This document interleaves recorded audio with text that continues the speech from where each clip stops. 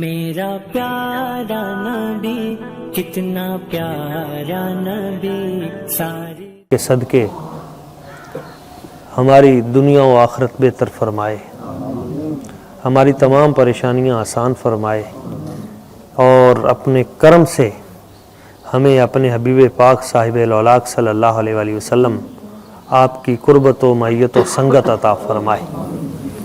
معزز احباب، جیسا کہ اللہ کریم نے فرمایا تھا کہ ایام معدودات، یہ رمضان شریف کے دن گنتی کے چند دن ہیں، اور ایسے گنتی کے چند دن بڑی تیزی کے ساتھ گزر جائیں گے، تو وہی ہم دیکھ رہے ہیں کہ تیزی کے ساتھ آخری مرحلے میں رمضان شریف جا رہا ہے۔ خوش قسمت ہیں وہ لوگ جو اس کے لمحات کی قدر کرتے ہوئے اس میں سے کچھ نہ کچھ سمیٹنے کی کوشش کرتے ہیں۔ اور ایک بات یاد رکھیے کہ سب سے بابرکت لمحہ کون سا ہوتا ہے، یہ ایک بڑی خاص بات میں آپ احباب تک پہنچانا چاہوں گا کہ وقت تو گزر ہی جاتا ہے، مگر اپنے وقت کو کارآمد کیسے بنایا جا سکتا ہے، اور کارآمد وقت سب سے زیادہ کون سا ہے، سب سے بہترین وقت کون سا ہے، سب سے بہترین لمحہ کون سا ہوتا ہے۔ تو اللہ تعالیٰ فرماتا ہے کہ لیلۃ القدر خیر من الف شہر، یہ جو شب قدر ہے نا، قدر والی رات، یہ 1000 مہینوں سے بہتر ہے۔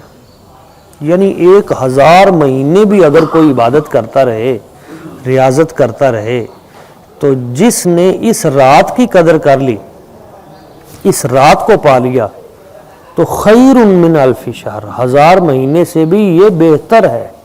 یہ نہیں کہ 1000 مہینے کے برابر ہے، برابر نہیں، اس سے بہتر ہے۔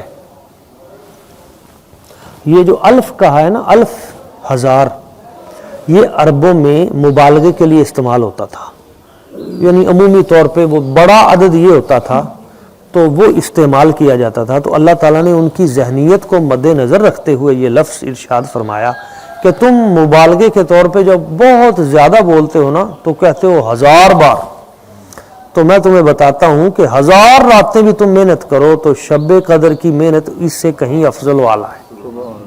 یہ ہے اس کا مطلب۔ اصل جو اس کا اجر ہے وہ 1000 راتیں کیا کروڑ راتوں سے بھی اعلیٰ ہے، لیکن ان کے فہم کے مطابق اللہ تعالیٰ نے یہ فرمایا تھا، اصل اس کا اجر اس سے کہیں زیادہ ہے۔ اچھا، سوال یہ پیدا ہوتا ہے کہ اس رات کا جو قدر ہے، عزت ہے، منزلت ہے، شان علو ہے اللہ کے ہاں، وہ اتنا اعلیٰ کیوں ہو گیا؟ اس میں کیا ہے؟ تو اللہ تعالیٰ نے خود فرما دیا کہ اس میں وجہ یہ ہے کہ انا انزلناہ فی لیلۃ القدر، اس میں ہم نے قرآن کو نازل کیا ہے، اس میں ہم نے قرآن کو نازل کیا ہے، اتارا ہے۔ اچھا، قرآن کا یہ جو نزول ہے نا، ایک اس کے لیے 2 لفظ آئے ہیں قرآن مجید میں، ایک ہے انزلہ، ینزل انزال، اور دوسرا لفظ ہے تنزیل، نزلہ ینزل تنزیل۔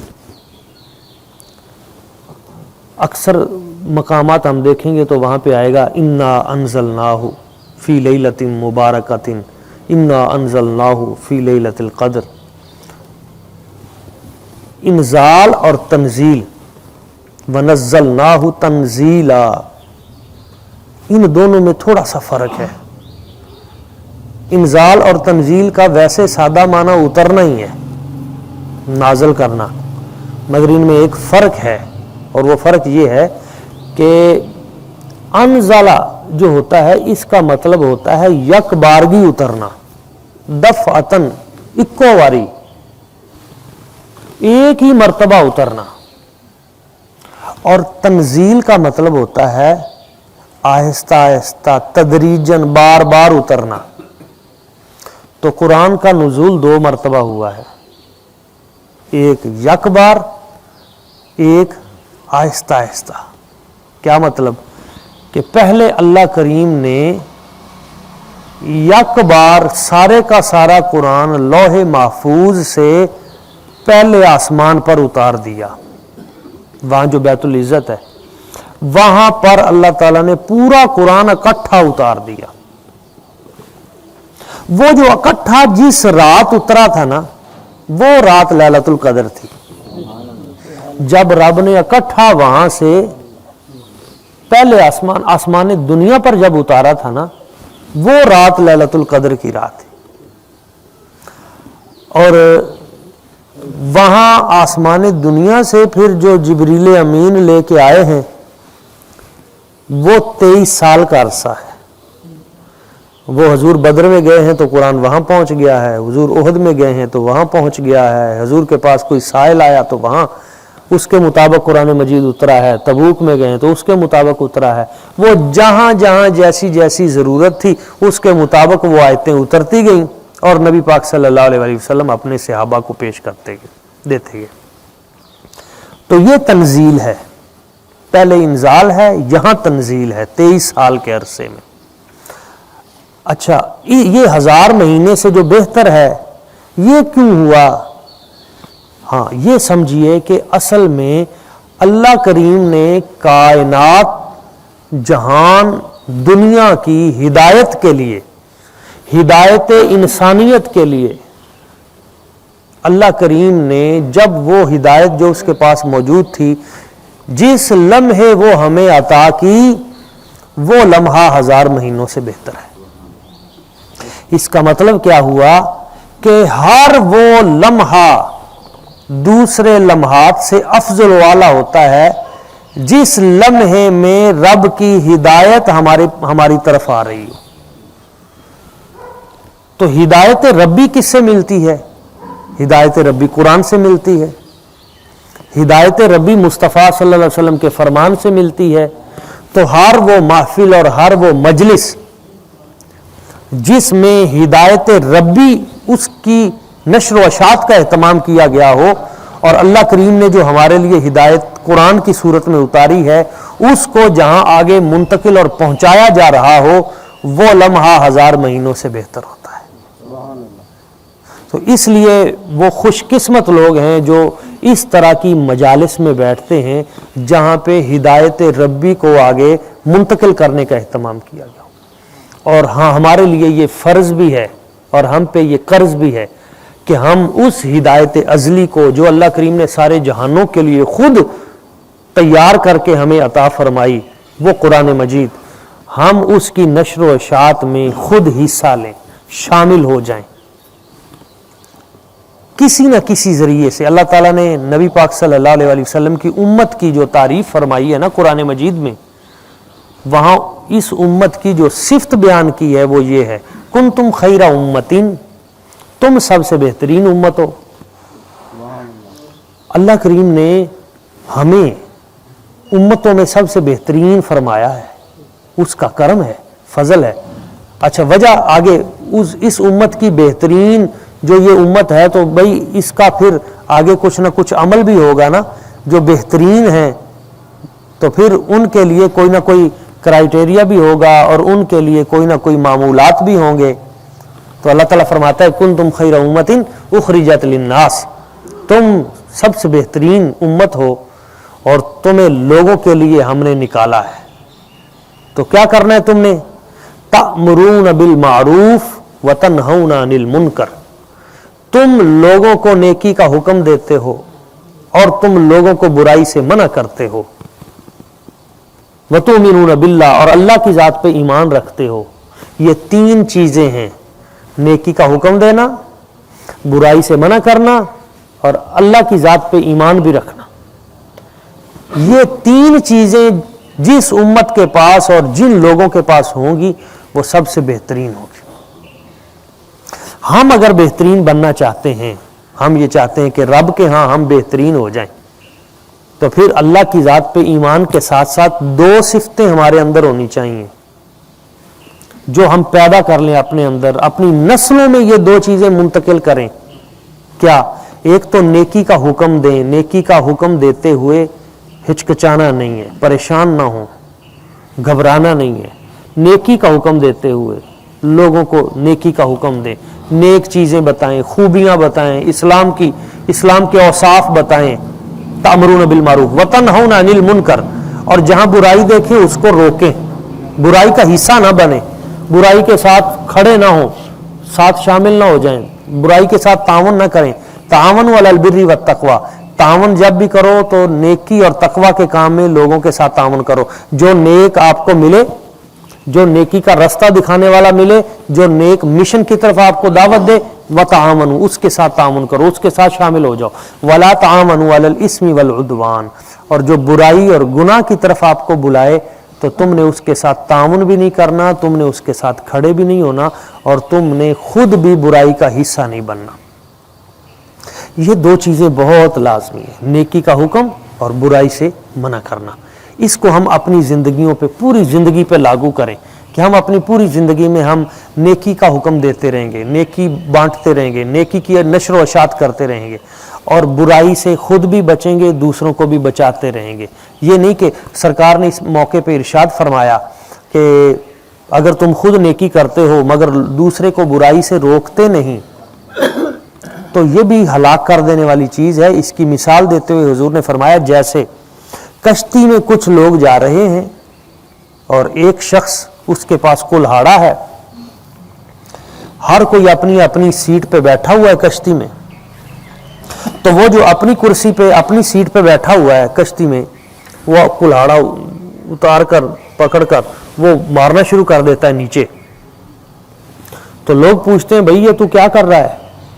वो कहता है, भाई मेरी जगह है, मैं जो मर्जी करूं, मैंने इस जगह का किराया दिया हुआ है, मैंने इस जगह के पैसे दिए हुए हैं।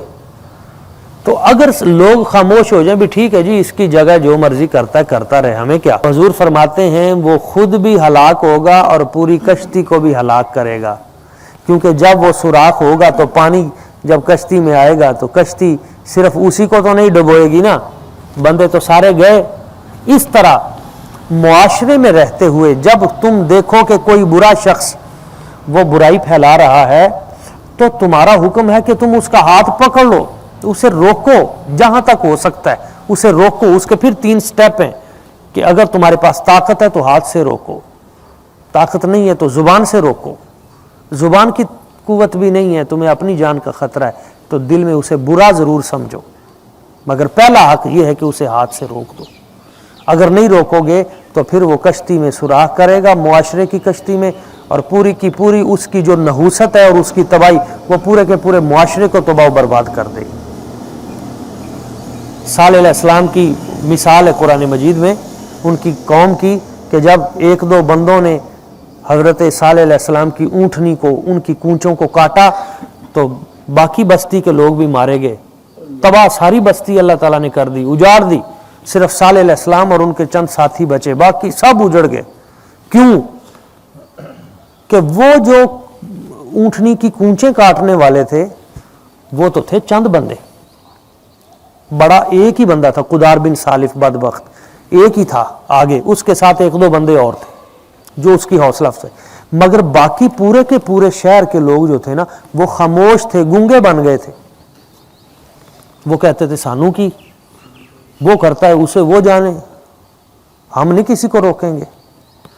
तो जब उन्होंने उसको ना रोका, कूंचों को काट दिया, वो ऊँटनी हलाक हो गई, तो अल्लाह ताला का गजब उस पूरे शहर पे बरसा और पूरा शहर सफ़ा हस्ती से मिट गया।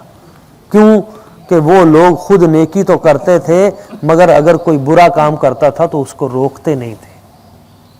तो बुराई से रोकना भी बड़ा ज़रूरी है। एक हदीस पाक, और ये एक हदीस पाक बहुत सारे हमारे मसाइल का हल है। मेरे आका करीम सल्लल्लाहु अलैहि वसल्लम हुजूर ने इरशाद फरमाया, अरबाउन इज़ा कुन्न फीका फला अलैका मा फातका मिनद दुनिया। 4 चीज़ें अगर तुझ में है ना, 4 चीज़ें, 4 वस्फ, 4 खूबियां अगर तेरे अंदर मौजूद हैं, फला अलैका, कोई टेंशन नहीं, तुझे कोई परेशानी नहीं, घबराने की ज़रूरत ही नहीं। मा फातका मिनद दुनिया, दुनिया में जो कुछ भी तेरा लुट जाए, तबाह बर्बाद हो जाए, फौत हो जाए, अगर 4 चीज़ें तेरे पास है ना, तुझे डरने की ज़रूरत नहीं है। अल्लाह ताला तुझे फिर से माला माल कर देगा, तुझे फिर से रंग लगा देगा, तुझे कभी घबराने की ज़रूरत नहीं। अगर 4 चीज़ें तेरे पास हैं तो वो 4 चीज़ें हम अपने वजूद का हिस्सा बना लें। पहली चीज़, हुजूर ने फरमाया हिफ्ज़ अमाना, दूसरी चीज सिद्क़ हदीस, तीसरी चीज हुस्न खलीका, और चौथी चीज इफ़्फ़तुन फ़ी तुअमा। पहली चीज हुजूर ने फरमाया अगर ये चार चीजें तुझ में हैं तो कोई शय तुझे तबाह नहीं कर सकेगी। कौन सी चीजें? पहली चीज हिफ्ज़ अमाना, अमानत की हिफाजत। दूसरी सिद्क़ हदीस, सच बोलना। तीसरी हुस्न खलीका, हुस्न अखलाक। चौथी इफ़्फ़तुन फ़ी तुअमा, हलाल जरिए मुआश। चार चीजें। फिर पहली चीज हिफ्ज़ अमाना, अमानत की हिफाजत। रब ने तुझे जो अमानत अता की है तू उसकी हिफाजत कर, तुझे कोई चीज नुकसान नहीं दे सकेगी। तो हर बंदा, उसको अल्लाह करीम ने कुछ ना कुछ अमानतें उसके सपुर्द की हैं, वो उन अमानतों का ख्याल रखे, वहाँ पे ख़यानत ना होने दे। मसलन कुछ अमानतें हैं जो रब की हैं, हकूकुल्लाह, और कुछ अमानतें हैं जो बंदों की हैं, हकूकुल इबाद। अल्लाह की अमानतें हैं, अल्लाह ने हमें ये सांस दिया है, इस सांस की कदर करें, इसको गफलत में ना गुजारें। हज़रत सुल्तानुल आरिफीन फरमाते हैं जो दम गाफिल सो दम काफिर। मेरा जो सांस गफलत में गुजरता है मैं उसे कुफर का सांस समझता हूँ। हर लम्हा ये जो सांस जा रहा है इसमें उसका जिक्र जारी रहे, गफलत न कर। तो इन सांसों की कदर है। ये जो अमानत है, ये जो हाथ हैं, ये भी रब ने अमानत के तौर पे दिए हैं, ये उसने वापस ले लेने। इन हाथों से हम खयानत ना करें, यानी कोई ऐसा काम इन हाथों से जिनके लिए रब ने ये हाथ बनाए नहीं, हम वो ना करें। पाँव अमानत हैं, पाँव की अमानत में खयानत ना करें, गलत रास्ते पे ना चल के जाएं, गलत मजलिस में ना जाएं। ये दिल, ये दिमाग, ये कल्ब, ये सारा वजूद अमानत है, और इस अमानत में हम खयानत ना करें। रब ने जैसे हुक्म दिया वैसे। अच्छा, इसके बाद हर बाप के लिए उसके बच्चे अमानत हैं, अमानत के लिए उसे दिए, इनकी सही तरबियत कर, वो उनकी तरबियत में खयानत ना करे, गलत रास्ते पे उनको ना चलाए। और हर बेटे के लिए उसके माँ बाप अमानत हैं, वो उनकी खिदमत में खयानत ना करे। हर उस्ताद के सामने उसके शागिर्द अमानत हैं, वो उन शागिर्दों के वक्त में खयानत ना करे, उनकी तरबियत में खयानत ना करे। हर मनसब का हामिल जो जिस ओहदे पे बैठा है, खा बड़े से बड़ा वो सदर है, वजीर आज़म है, वजीर आला है, चीफ ऑफ आर्मी स्टाफ है, जो जो जिस जिस मनसब पे है उसको वो मनसब अमानत के तौर पे दिया गया है। हकीकी तो किसी का नहीं है, मालिक तो कोई है नहीं, वरना सारी जिंदगी वो इख्तदार ना करता शुरू से लेके क़यामत तक। असल तो बादशाही उसी की है, वो उसी की है। कुल्लु मन अलैहा फान, सब कुछ तबाह बर्बाद। कुल्लु मन अलैहा फान, सब कुछ फना हो जाएगा। वयबका वजहु रब्बिका दुल जलाली वल इकराम, वो बाकी रहेगा एक ज़ात वहदहु ला शरीक। तो उस जिस ज़ात ने बाकी रहना है उसने सबको मुख्तलिफ मनसब दिए हैं। अगर कोई दुकानदार है उसको दिया है मनसब कि भाई तू अपने इस माल में खयानत ना कर। ताजर है, तू अपनी तिजारत में खयानत ना कर। इसी तरह मुख्तलिफ मन गश्शा फलैसा मिन्ना, जो मिलावट कर रहा है वो हम में से नहीं, उसमें खयानत ना कर। अगर कोई किसी के पास पैसे रखे हैं तो वो उसमें खयानत ना करे। एक आलिम दीन है तो उसको जो रब ने इल्म अता किया है तो वो अपने इल्म में खयानत ना करे, जो सही मसला है वो आगे बयान करे।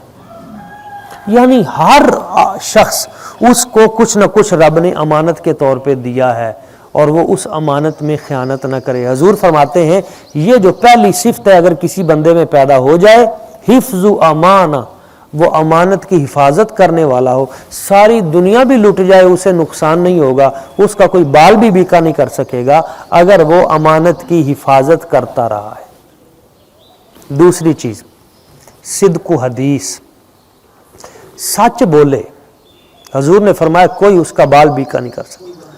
الصدق ینجی، سچ نجات دیتا ہے، والکذب یہلک، اور جھوٹ ہلاک کرتا ہے۔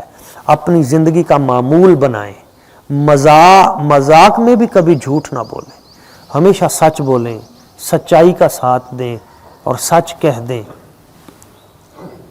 عمومی طور پہ ہمارے ہاں یہ ہوتا ہے کہ مذاق کرتے ہوئے آپس میں جھوٹ بول دیا جاتا ہے اور اس کو اتنا برا سمجھا بھی نہیں جاتا۔ نہیں، یہ نہ کریں، سچ بولیں، اپنی ذات کے ساتھ سچ بولیں اور اللہ کریم کی بارگاہ میں بھی سچ بولیں۔ جب آپ اس کی بارگاہ میں جھک رہے ہوتے ہیں، اس سے مانگ رہے ہوتے ہیں، تو آپ کو پتا ہو کہ میں کیا مانگ رہا ہوں۔ کچھ نعت خواں نعت پڑھتے ہوئے نا، ہمارے استاد گرامی حضور قبلہ فیض ملت آپ کے سامنے ایک مرتبہ کسی نے نعت پڑھی، یاد وچ روندیاں نے اکھیاں نہیں مانیاں، تو آپ نے فرمایا کبھی تیری آنکھیں روئی بھی ہیں؟ تو کہتا ہے یا رسول اللہ میں ساری رات آپ کے ہجر میں روتا رہا ہوں۔ تو واقعی رویا ہے حضور کے ہجر میں ساری رات؟ اب وہ خاموش۔ انہوں نے کہا یہ کتنی بڑی تو بات کر رہا ہے، تو بارگاہ رسالت مآب میں دعویٰ کر رہا ہے کہ حضور مجھے تو نیند نہیں آتی، میں ساری رات آپ کے ہجر میں روتا رہا ہوں، اور تو رویا تو زندگی میں ایک بار بھی نہیں ہے، اور تو دعویٰ کر رہا ہے، اور دعویٰ کر رہا ہے بارگاہ نبوی میں جہاں دلوں کے احوال قیامت تک کے جانے جاتے ہیں۔ نہ جھوٹ نہ بول، جو تیری قلبی کیفیت ہے نا بس وہی بیان کر، اس سے زیادہ بیان نہ کر۔ تو اللہ تعالیٰ کی بارگاہ میں جھوٹ نہ بولیں، رسول کریم صلی اللہ علیہ وسلم ان کی بارگاہ میں جھوٹ نہ بولیں، اپنے باقی معاملات میں نہ بولیں۔ اور تیسری چیز حسن خلیقہ، حسن اخلاق، اس پہ ہم کافی عرصے سے کام کر رہے ہیں۔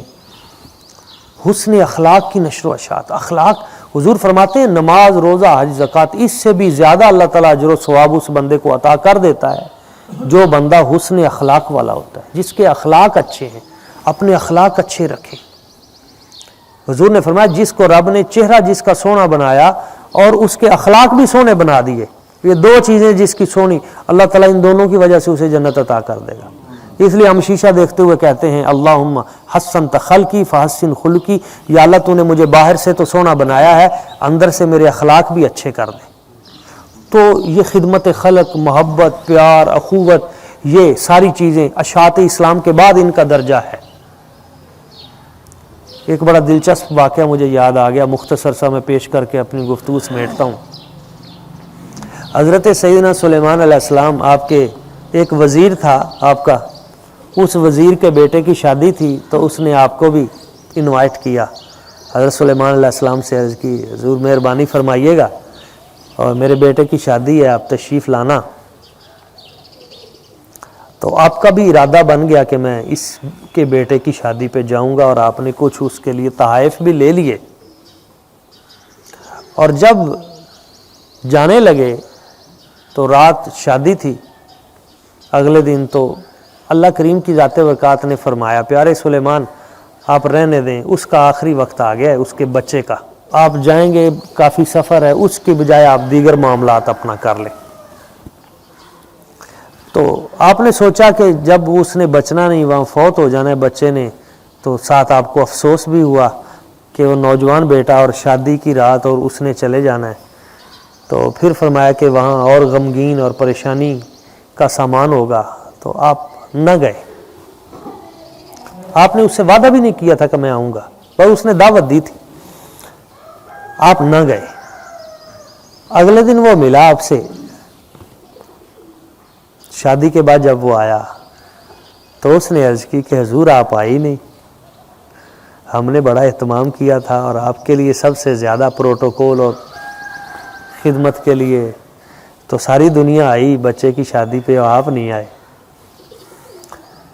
اچھا، آپ حیران ہوئے، آپ کے ذہن میں تھا یہ پریشان ہوگا، روتا ہوا آئے گا اور بتائے گا کہ بیٹا، آپ نے فرمایا کیا حال ہے بیٹے کا، کیا حال ہے؟ حضور بڑا آپ کی دعاؤں سے سب خیر ہے، اچھا ہو گیا سارے معاملات۔ حضرت سلیمان علیہ السلام بڑے حیران ہوئے، یہ کیا ہوا؟ آپ نے اللہ تعالیٰ کی بارگاہ میں عرض کی یا اللہ وہ نوجوان اس کا بچہ تو ٹھیک ٹھاک ہے، تو یہ کیا ہوا؟ میں نے تو جانا تھا، تیری ذات نے مجھے روک دیا، بچے نے فوت ہو جانا ہے، تو میں تو اس وجہ سے رک گیا۔ تو اللہ کریم نے فرمایا پیارے سلیمان تھا تو ایسے ہی اس نے واقعی اس رات ہی چلے جانا تھا، لیکن جب اس کا وقت قریب آیا نا تو آپ کو تو میں نے روک دیا تھا، آپ نہیں گئے۔ تو اس بندے نے، اس باپ نے اپنے بیٹے کی شادی پہ آپ کو بلانے کے لیے نا، جو باقی لوگوں کے لیے جو اہتمام کیے تھے وہ تو کیے تھے، مگر جو شاہی انتظام کھانے کا آپ کے لیے کیا تھا نا وہ سب سے اچھا تھا کہ حضرت سلیمان علیہ السلام شہنشاہ آپ نے آنا ہے، تو آپ کے لیے جو اس نے اعلیٰ کھانا بنوایا تھا نا، این وہ لمحے جب اس کے بیٹے کی روح قبض کرنی تھی نا، تو اس شادی کے موقع پہ ایک فقیرنی اس کے دروازے پہ آ گئی، اس میرج ہال میں اس دور کے، اور اس نے کہا مجھے کھانا دے۔ تو اس نے دیکھا کہ حضرت سلیمان علیہ السلام تو آئے نہیں، اس نے اس فقیرنی نے کہا چلو آؤ میرے ساتھ آؤ، اور جو آپ کے لیے کھانا بنایا تھا نا یہ اس نے اسے دے دیا۔ اچھا وہ بھوکی تھی بڑے دنوں کی بھوکی تھی، اس نے دعا کی یا اللہ یہ پتر نو لمبی زندگی دے یہ پتر نو لمبی زندگی دے دے۔ وہ جو اس نے دعا کی ہے نا اس کی وجہ سے ہمیں اس کی زندگی بڑھانی پڑ گئی۔ یہ جو خدمت ہے، یہ جو لوگوں سے محبت ہے، لوگوں سے پیار ہے آپس میں، اور فقیروں کا خیال ہے، مساکین کا خیال ہے، آپ کے در پہ اگر کوئی چل کے آ جائے تو یہ اللہ تعالیٰ کا آپ پہ کرم ہے۔ اللہ تعالیٰ فرماتا ہے کہ میرے بندو جب تمہارے در پہ کوئی آ جائے تو در حقیقت اس بندے کو جب میں تمہاری طرف بھیجتا ہوں تو تمہارے درجات بلند کرنے کے لیے بھیجتا ہوں۔ تم کچھ اسے دے دو گے اللہ تعالیٰ تمہارے درجات بلند فرما دے گا۔ کسی بندے پہ یہ اللہ کا کرم ہوتا ہے کہ اللہ تعالیٰ بندوں کو اس کی طرف بھیج دے، یہ رب کا کرم ہوتا ہے۔ تو یہ تیسری چیز ہے حسن خلیقہ، وعفۃ فی طعمہ، اور آخری چیز ہے حلال ذریعہ معاش۔ اپنے رزق کو پاک رکھیں، رزق پاک ہوگا سارے معاملات۔ حضرت خواجہ باقی باللہ رحمۃ اللہ تعالی علیہ کی ہستی پہ میں نے کئی پروگرام کرنے کی سعادت حاصل کی۔ آپ کا ایک جملہ اتنا بڑا، آپ نے فرمایا فعل حرام از نتیجہ لقمہ حرام است، کہ تم سے جو حرام کا فعل صادر ہوتا ہے یہ لقمہ حرام کا نتیجہ ہوتا ہے۔ اگر تم لقمہ حرام کھاؤ گے تو تم عمل حرام میں مبتلا ہو جاؤ گے، اگر تم لقمہ حلال کھاؤ گے تو تم عمل صالح میں مبتلا ہو جاؤ گے۔ جو کھاؤ گے وہ تمہارا جسم آگے کرے گا، حلال کھاؤ گے تو تمہارا جسم حلال کام کرنے شروع کر دے گا، حرام کھاؤ گے تو تمہارا جسم حرام کام کرنا شروع کر دے گا۔ اور ہمارے بابا جی کرما والے سرکار حضور سیدی سید محمد علی شاہ صاحب البخاری المعروف حضرت کرما والے سرکار، آپ کے پاس ایک شخص آیا اور کافی دن رہنے کے بعد کہنے لگا حضور مہربانی فرمائیں، آپ کے پاس اسم اعظم ہے، قرآن پاک کا کوئی لفظ ہے اسے پڑھ کر جو دعا کریں قبول ہوتی ہے، تو مجھے وہ اسم اعظم تو عطا کر دیں۔ آپ کے پاس چھڑی تھی، آپ نے اس کے پیٹ پہ ماری اور فرمایا کہ اسے حرام سے پاک کر لے، پھر قرآن کا جو بھی لفظ پڑھے گا وہی اسم اعظم ہے۔ ایک جملے میں پوری زندگی کا گر دے دیا، اس کو حرام سے پاک کر، پھر جو بھی تو لفظ بولے گا تیری زبان پہ آئے گا وہی اسم اعظم ہے۔ حضرت سعد نے پوچھا تھا، عرض کیا تھا حضور میں کیسے مستجاب الدعوات بن سکتا ہوں، مجھے کوئی وظیفہ بتائیں، کوئی ایسا وظیفہ میں وہ دعا کروں میری دعا فوراً قبول ہو، مستجاب الدعوات بن جاؤں، ہر دعا میری قبول ہو۔ حضور نے فرمایا اپنے رزق کو پاک کر لے تو مستجاب الدعوات بن جائے گا۔